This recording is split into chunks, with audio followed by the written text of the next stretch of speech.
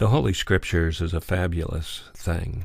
It's God speaking to us, and it's available to us 24 hours a day. Anytime we desire to pick it up and read it, we can get something out of it. The more one studies, the more diligent we are about the Word of God, the more I believe God speaks.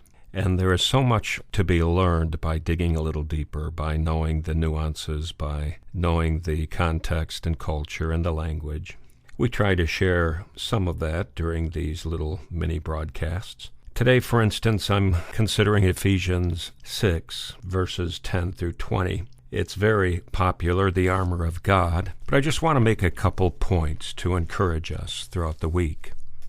He starts by saying, finally, be strong in the Lord. And we immediately, with our Western worldview and pull up our own bootstraps, take that to mean that we need to start working out with weights. We need to be strong. We need to do it in our own power, and that's not what it says at all. There's a locative word there. It says, in the Lord, and in His mighty power. So the strength we get is from God. Let's make no mistake about that. The strength we get is from God. And then he says, put on the armor of God so that you can take your stand against the devil's schemes. Now that sounds very commanding, but Paul uses a word there. It's called enduo. And enduo is basically a word that just says wrap yourself up, envelop yourself. It's like sitting in your pajamas, someone comes over and say, hey, put on a house robe, the company's here. Nothing real serious, just put it on. And that's when he's beginning this passage. Within seconds, he starts talking about the struggle we have.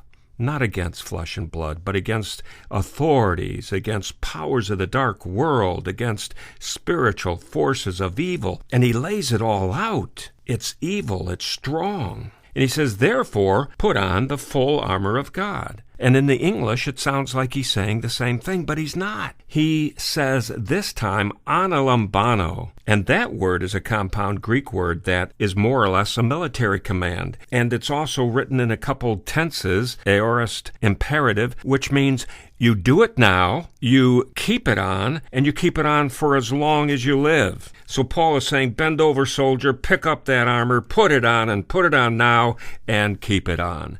And that's a far different command than he began with when he used enduo. So we see that Paul emphasizes more as we have more knowledge. And that's how God works. As we dig into the Scriptures, as we learn more, He expects more from us. He wants us to mature. He wants us to reach. He wants us to stretch. And then He gives us more to do. That's our privilege. That's our pleasure. It's our duty. So perhaps you can pray today. Lord, whatever I'm about to do, whatever my life is about now, I want to be obedient to You. I want more responsibility from You. I am going to do what I can to learn more of Your Word, where I will not be ashamed, where I walk worthy of Your love, and You can use me in a mighty way. He can do that. He wants to do that.